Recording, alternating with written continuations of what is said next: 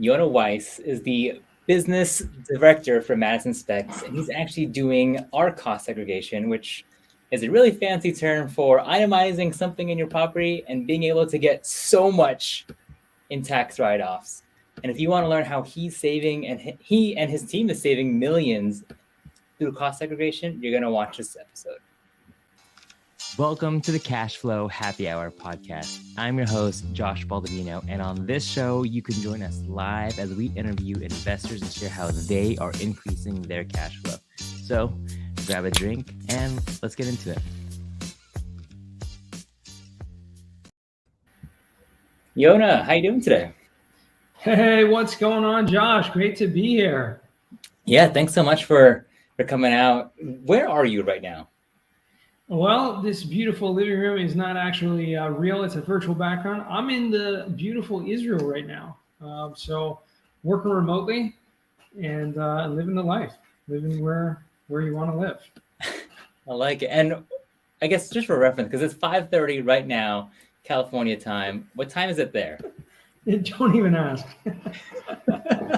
It's very late in the evening. Let's just put it that way.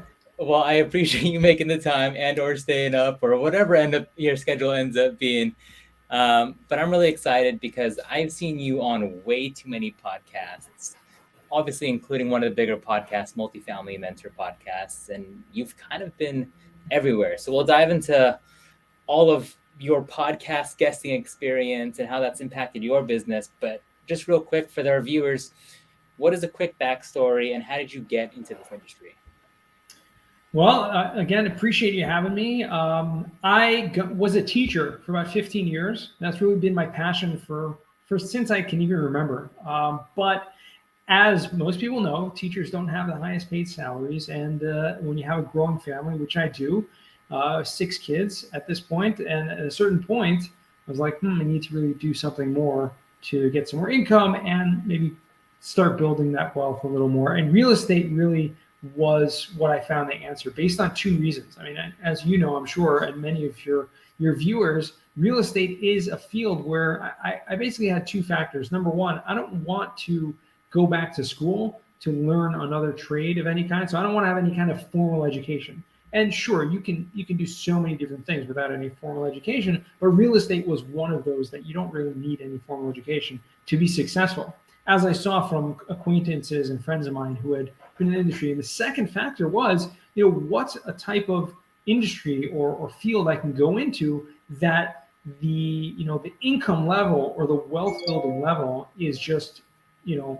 endless. There's no roof on that.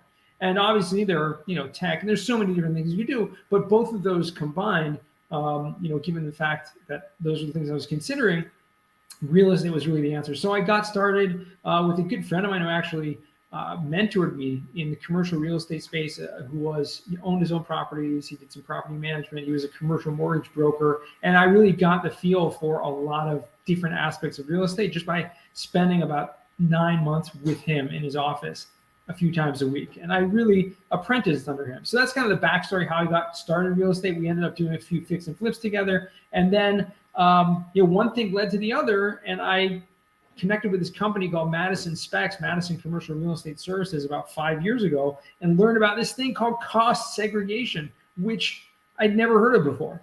And to my surprise, neither did almost anyone that I spoke to who was already in the real estate field. So I was like, wow, this is really interesting. This is this cool tax strategy or tool. And even the most successful real estate investors that I know don't even know what it is. So I found like, there must be like this void or this niche that I can get into. And I kind of took my teaching background that I had and applied it, just working for this company in the business development to Madison Specs. And we've grown to become the largest national company doing this. And very grateful that, like you said, I've been on way too many podcasts. Like, I don't know, I lost count. Once we got past 300, I lost count. But it's been fun. I like it. Well, congratulations. And just to tease everyone, let's go with the results of, say, a cost segregation looks like. I mean, I found you through the short-term rental hack, which we'll do in a second. He's going to look at our listing on Airbnb and kind of just point out a few different items and what you could potentially write off and bonus depreciate off of the cost segregation. But what can someone just throw random examples of what's happened in the past, both on the multifamily side and even on the residential short-term rental side? Like, what numbers has your team been able to generate for its clients?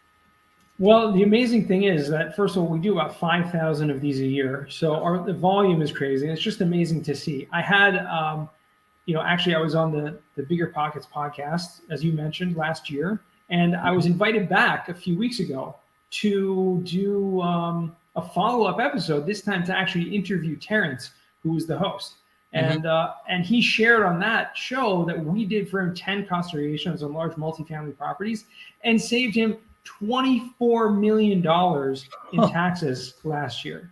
Okay. So, I mean, obviously the scale is that he had, larger properties and et cetera, but that to me was just incredible to hear that. So you talk about like, what's the actual savings we're talking about here?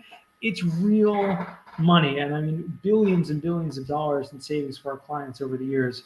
And it's just incredible to see. So it can be done on a single family, short-term rental, multifamily, commercial, storage, office, industrial. It doesn't matter what type of property, any property can be done.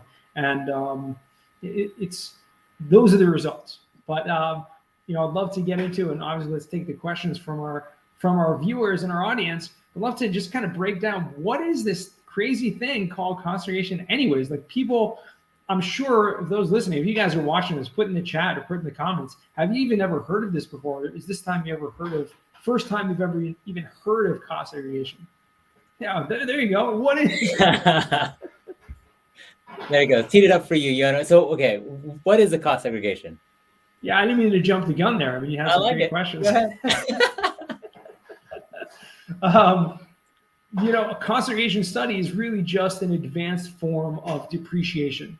So depreciation is a tax deduction, a write-off, as Josh said, that you're able to take anytime you buy a property, whether it's residential, commercial, as long as it's not your personal residence, you can take this tax deduction called depreciation, which says that whenever you buy a property based on the purchase price, you can write off the whole value of your property, okay?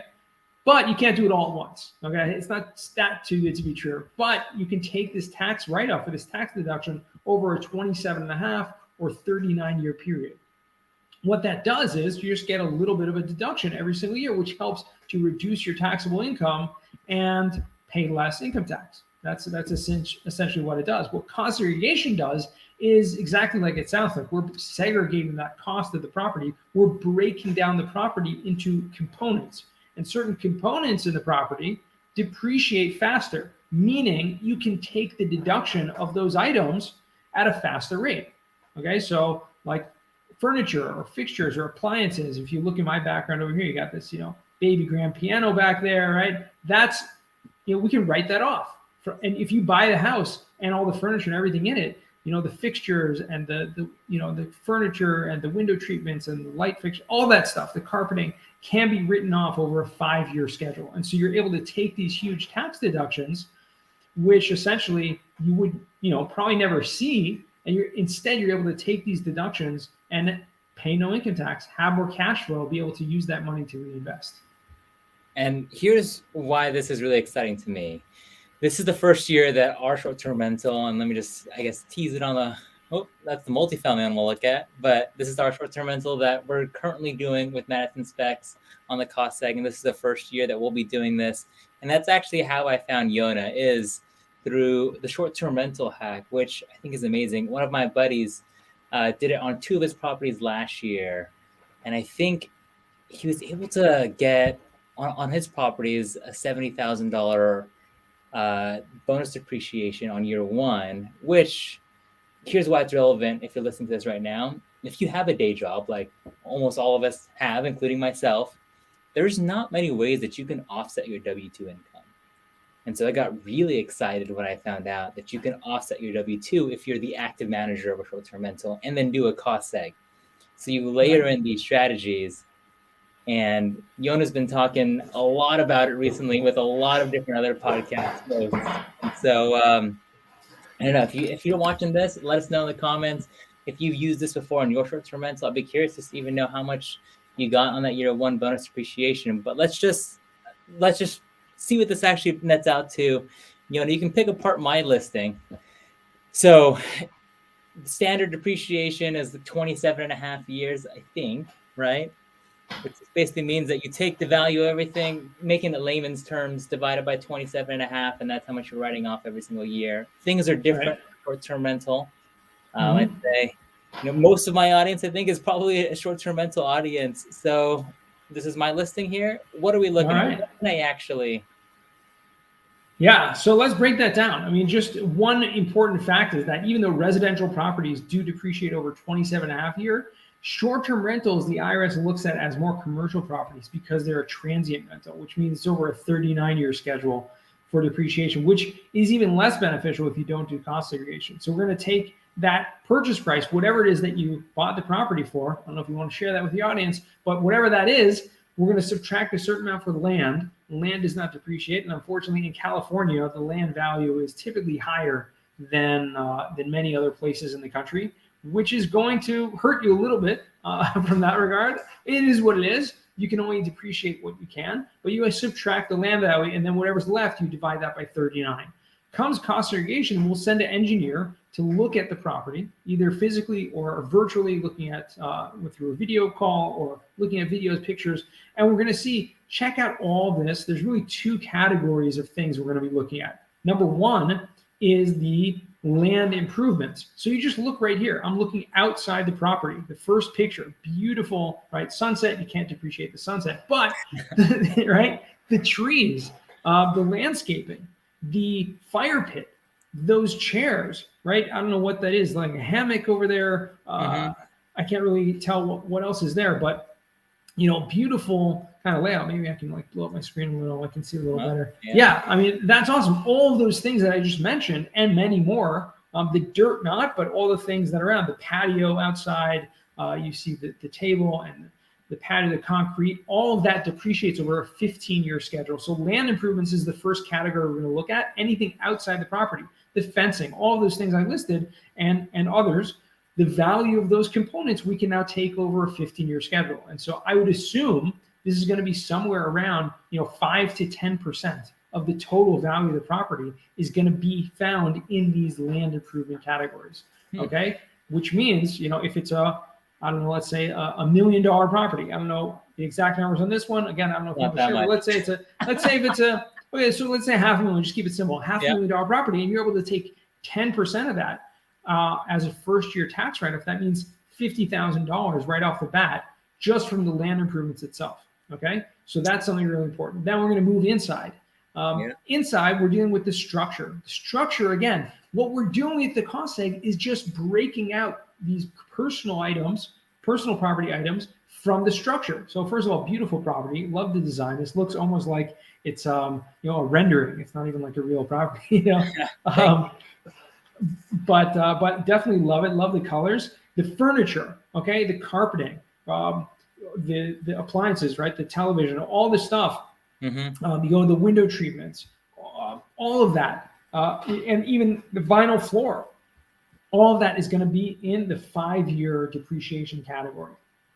Okay. What about paint on the walls? So paint on the walls and anything that's considered by the IRS as structural, which means the walls, the doors, windows, roof, floor, not the flooring, but the foundation of the floor, all that stuff, including anything attached to the wall. If it's physically like the paint, all that's going to be in the 39-year bucket, the 39-year category. So that's always going to be the majority of every property, any property out there. The majority is going to be in the structure. You're buying a house, it's a house, right? That's where the value is. But there are things, like I mentioned, the light fixtures, the furniture, the carpeting, the vinyl flooring, all of that stuff, the window treatments. Here you go into the kitchen, you have the cabinets, right? The countertop, appliances, all of that stuff has a 5-year depreciation life. Even if you look up in the top there, you see like a smoke detector, right? Even things like that can be like they're little, but they add up. Okay, even if that's worth $20 or $50, those all things are going to add up one by one, item by item, until you can get to sometimes up to 20% or so of the total property value is going to be in those 5-year depreciation assets. All these things that I've listed and much more. So now. Yeah. Well, I was gonna say, so your team. I mean, I know that I sent them a few items, but I didn't even think about the smoke detector. I like how you saw that.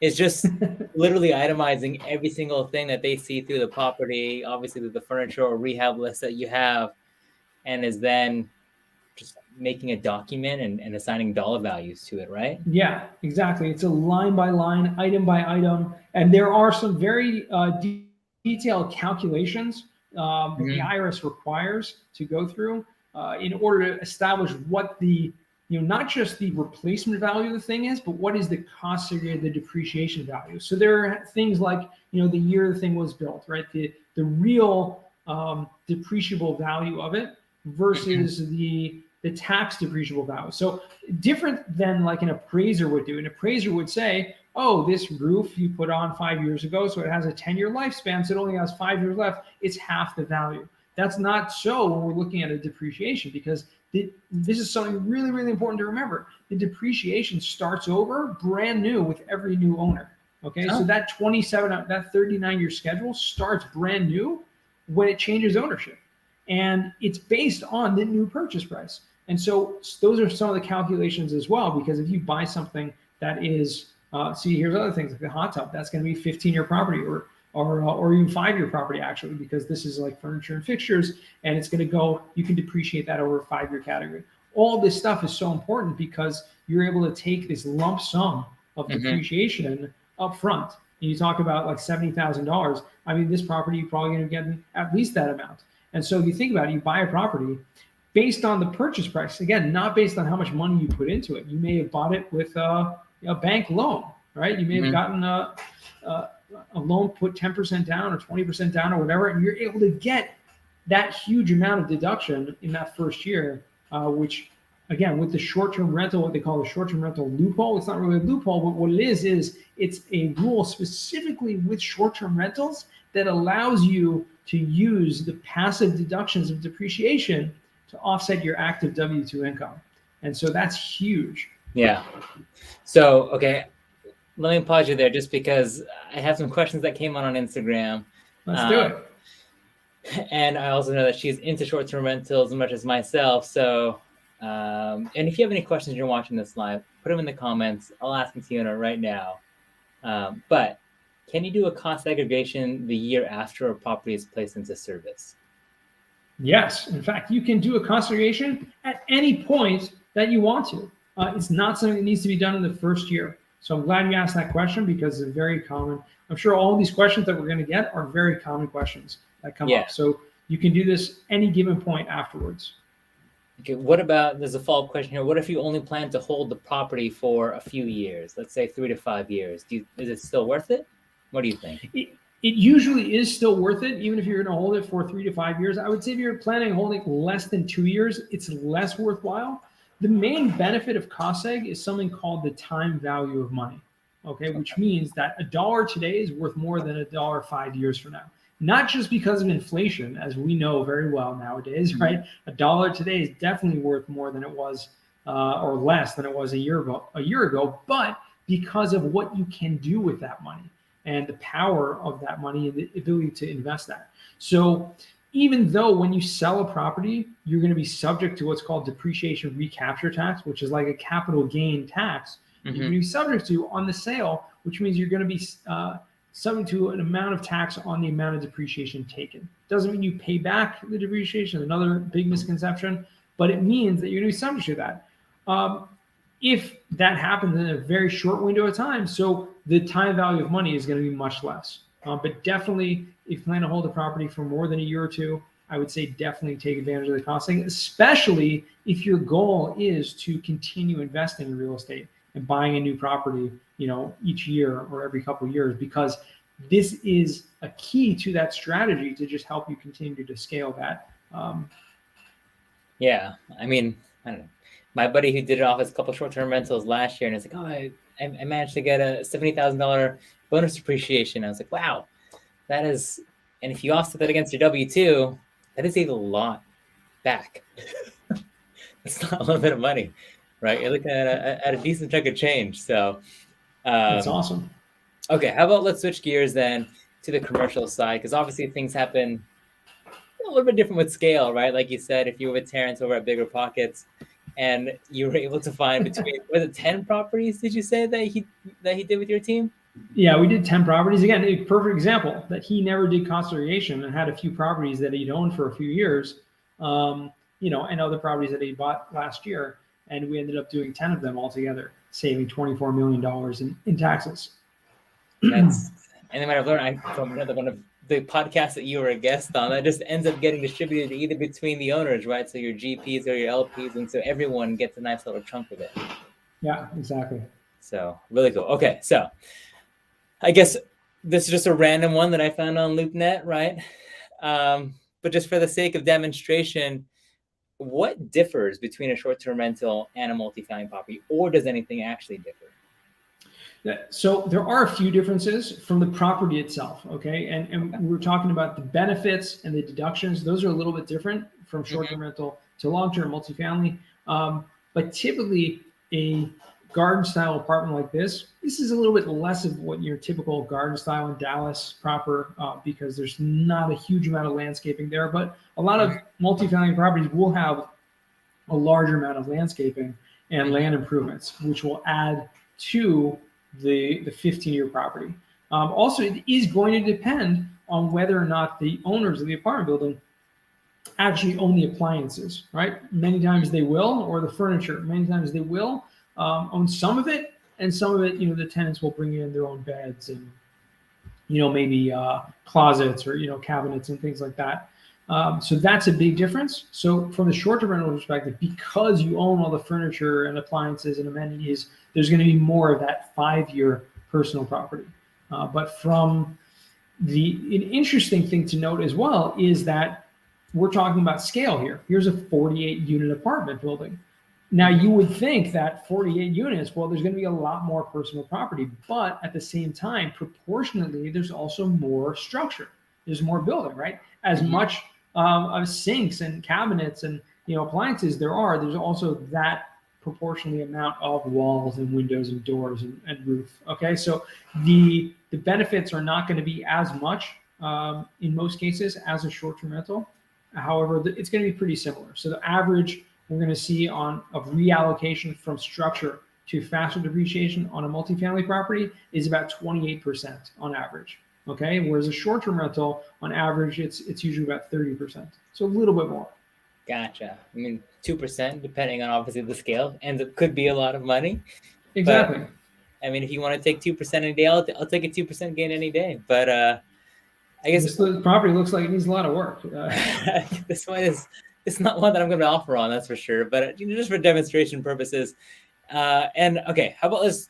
You mentioned something about like a land to building ratio. Can you break that down a little bit more?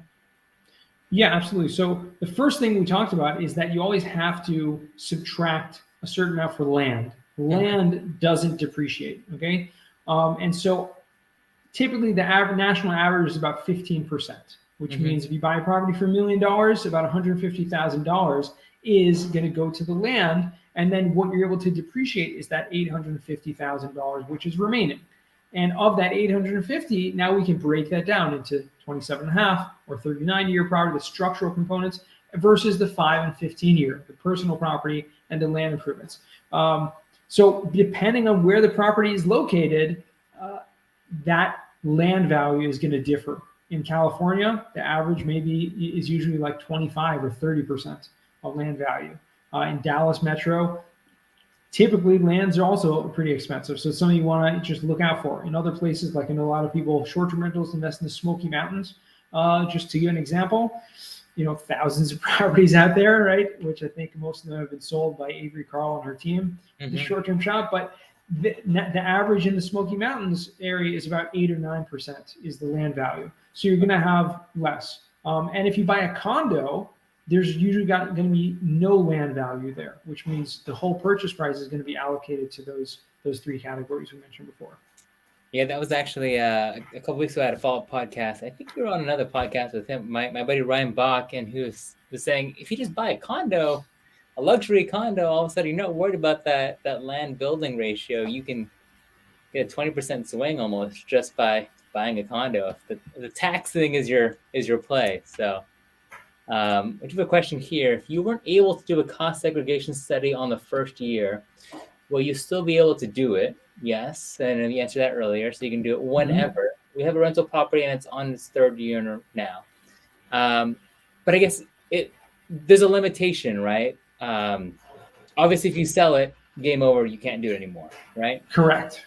The limitation is really going to be like how long you've actually held the property for, because every year that you own it, you're going to be taking depreciation. So at a certain point, after 5 or 10 years or whatever, you've taken so much depreciation that there's not enough left to really make it worthwhile. Because what we're going to do is, if we're doing what in this example, you own a property for 3 years and you never did cost segregation, well, we can go back and this year catch up whatever depreciation you could have taken that you missed. And so you can get like a lump sum of those accelerated depreciation deductions. And that's done, by the way, without having to amend your tax return. So that's a really important thing. You don't have to amend your tax returns. You just have to file a certain form that we do for our clients at no extra charge. It's called a 3115 change of accounting method. It's something that a lot of accountants kind of dread, and they're like, advise people, oh no, you already own a property, you can't do this. And really the reason what they're saying in their heads and not telling their clients is, it's going to take me 6 hours to prepare this extra form that I don't really want to do.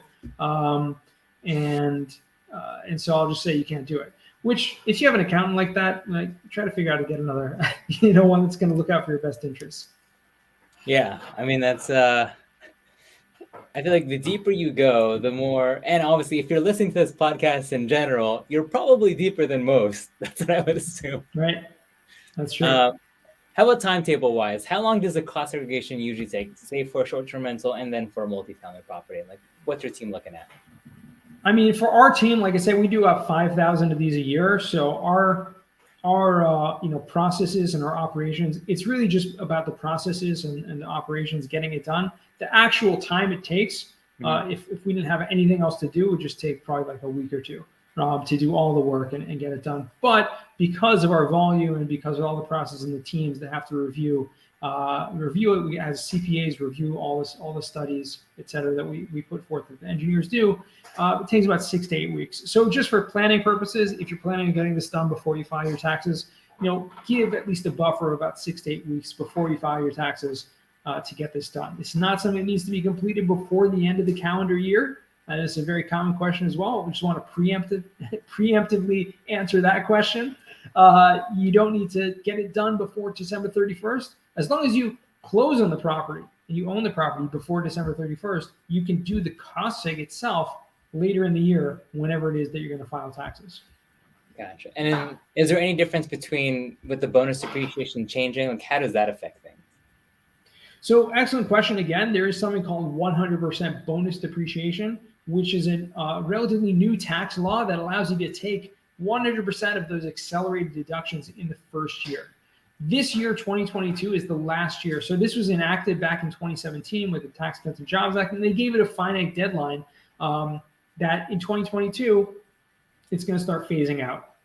So 2023, it's going to go down to 80% bonus depreciation, and then by 20% each year until it's completely phased out. What that means is next year, if you do a cost segregation, buy a property in 2023, you can take 80% of those accelerated deductions in the first year. The remaining 20% you can still take over those faster 5 and 15-year schedules. So it's cost segregation still good, still going to be good, but just something you want to make sure to, if you want to get it done this year, this is the last year you get 100%. Which basically means if you're still confused about the numbers, obviously talk to Yonah, talk to your CPA, get it figured out to see if it makes sense for you to do it, or also just what the impact is. Okay, well, I have a few questions, and if you're watching this live, put them in the comments below as we come to the last bit of our section here. But my CPA actually submitted a couple, so let's ask the ones that he submitted. So Derek, these ones are for you. Do different markets affect the calculations at all? So higher end markets versus lower end markets? So the couple ways that will affect the calculations. Number one, we mentioned the land value. That's a big factor because certain markets will have a different land value, which will be less to depreciation. The other thing that will affect it is if it's a class property, not necessarily the market per se, but a newer build property. there's going to be more value in the structural components itself versus an older property where there's going to be less value in the structure and more value in those other components. So we're always looking at the kind of reverse engineering the property and all of its individual components to find out how much everything is worth proportionate to the whole. Okay, so you may have bought a property for $500,000, but the real value is $2 million, right? You bought it really discounted. Our job is to find, the value of everything inside and make it add up to $500,000, because that's what the purchase price was, and that's the only amount that the IRS allows you to depreciate, not based on the appraised value. So that's another factor that may come into play. Again, not the market per se in general, but specifics to the build of the property, your build. Okay, well, that's it. So you answered his second question, which was how do you handle property that is purchased substantially above or below current market values? At that point, it doesn't really matter. It is whatever you bought it for. Correct. Although, because of, like I said, the reverse engineering, there are calculations giving either a premium or discount rate to the value of all those components, right? If you bought a property for, like I said, $500,000, but it's really worth $2 million, then we have to take $2 million worth of stuff and make it like discounted all, so it adds up to $500,000, and vice versa as well, right? So you may, and that may add to the benefit of the cost seg, for a property that was, purchased highly undervalued. So the question for you on that, just as I'm kind of going with the random timelines, it sounds like if you buy a value add property, would it be better? I mean, does the refi amount change or no? Because that's an appraisal, not a purchase. So it's whatever you bought it for. Whatever you bought it for, and the only time that depreciation basis changes is if you add more money into the property, meaning doing capital improvements. Mm-hmm. That extra money, whatever you're adding, can be depreciated as well. Okay. So get the purchase price, get all the receipts from all the rehab and improvements you made, and that's what you're using to calculate. Yeah, exactly. That's exactly what we're using. I like it. Well, just for me, half of me is real estate. The other half of me is marketing. And because you've been on more podcasts, I don't know anyone in the real estate space, like in terms of, you've probably been on the most variety of different podcasts. And I don't know why, especially lately, especially as a guest. So selfishly, I guess, what started it all? And why have you done so many podcasts, including my own? So about close to 5 years ago, I really knew nothing about social media in general, and over 5 years ago already, but close to 5 years ago, I was invited by someone by the name of Adam AAA Adams. He's based in Denver, Colorado, and he is a marketing, genius also, and a podcasting. Like, he has a podcasting business that he built after the fact, but he had a podcast at the time called the Creative Real Estate Podcast. And he reached out to me on LinkedIn. That was the only social media platform that I was active on at the time. And since then, I've branched out. But at the time, LinkedIn was what I was doing. And I had put out a few posts about cost segregation, about teaching people about bonus depreciation, cost segregation, all the different things. And he had reached out to me through a message. I was also using BiggerPockets, so I guess that counts as social media. And he had come across me and he said, I have this podcast called Creative Real Estate Podcast. Would you like to be a guest? And I was like, what's a podcast? I don't know, how that works. And, to the point where I actually wanted to have one of our in-house CPAs come on the podcast with me, just in case, like, I didn't know the answers to the questions he was going to ask. Right. Mm-hmm. And that was incredible, because to me, that was an eye-opening experience that I really, I was kind of a natural at it, and I enjoyed it so much. And so that was kind of, to answer your second question. I'll come back to a really important lesson I learned from that podcast in a second. But coming back to it just spurred. I realized using social media and combining that with podcasting really went hand in hand, because anytime you do a podcast, it's not just a one piece of content, it's multiple pieces of content. And for me, what I started doing was just, I would do, write a post with like a screenshot or a picture and sharing the podcast that I was a guest on and saying, or asking suggestions. I asked I ask questions to my audience, like, what questions should people ask me on a podcast? What do you want to know? Things like that. Now we get feedback, and then someone else who hosts a podcast is like, hey, that's a great topic. I'd love to have you. And it just kind of snowballed from one to the next until, I got a few referrals from friends. And then, like I said, over hundreds of podcasts over the years. It's just been an incredible resource. And I highly recommend to anyone out there who is interested in getting their brand out to be a guest on podcast. Every single podcast host, unless it's a solo podcast, if it's a guest-based podcast, every single host is looking for guests. They want more guests. And now there are all these companies out there that try to pair you with guests, right? And you can pay them to try to get a podcast. And I get at least 5 or 10 a week in my inbox of these different, suggesting. And I'm not really interested because I prefer to have like my own friends or clients or people that I know to interview. I just personally like that better. But if you want to get on podcasts, it's so easy. And that's the best way that I've found to actually accelerate my business, by creating this brand that people recognize, knowing who you are, what you do, and educating them on the fact that, oh, this is the cost segregation expert, and the company does this, and they're actually really good and nationally recognized. Well, I'm going to use Yonah and his company to do cost seg because I learned everything I know about this from him. And so too with anything out there. So if it's like short-term rentals and you want to be the expert in short-term rentals in your specific market, so go on podcasts and talk about that until everyone remembers you, that you're that person who does short-term rentals, in who knows, French Lick, Indiana, I don't know, wherever, right? I mean, it's so funny that you say that, just because, a solo podcast, right? Always looking for more guests. Obviously, I'm one of your clients, and just seeing the power of it from you on the business side, business development on the sales side, you get an immediate referral basically for 45 minutes, which is gold for your marketing team.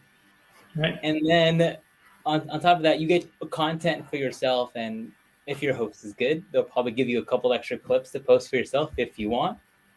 And it's just this weird relationship. So, I mean, congratulations on, I guess, what was the volume? So you said that you started podcasting 5 years ago. What was the volume that Madison Specs was doing then? And you obviously said 5,000 right now. What's the evolution been? Obviously, there's other drivers too. Yeah, I mean, we're the biggest national company, so it's not, I can't take all the credit for this at all. But we've grown a lot. I mean, we were going from back in 2017 when I started by that, we were doing about, 1,500 to 2,000 studies a year. And the company had been in business for 15 years prior to that. So it was an established, company, but on that type of volume. I think with the growth of the real estate markets in general, and with the implementation of bonus depreciation in 2018, kind of gave a boost to, cost segregation in general. So I definitely can't take credit, but yeah, we've definitely seen a tremendous amount of growth over the past years and continuously growing at this point. So, I mean, I've seen, obviously the podcasting has brought in a huge amount of flow, and social media in general is, people recognize me. I go to conferences and people know who I am, right? That's, and it's really a testament to that personal branding. I mean, if you are in sales and you're not on podcasts, posting your own content, trying to get in to as many different shows as possible. I mean, if you think about it, we're on now for 40 minutes. And I was talking to my buddy Patrick about this the other day. We had another like mid-term rental video that went viral.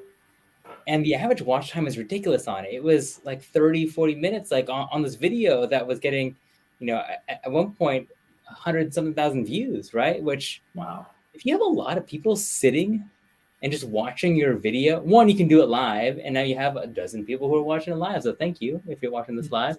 Yeah. And then not to mention, now you go to sleep, hopefully. I know it's late, whatever it is. And then they watch it.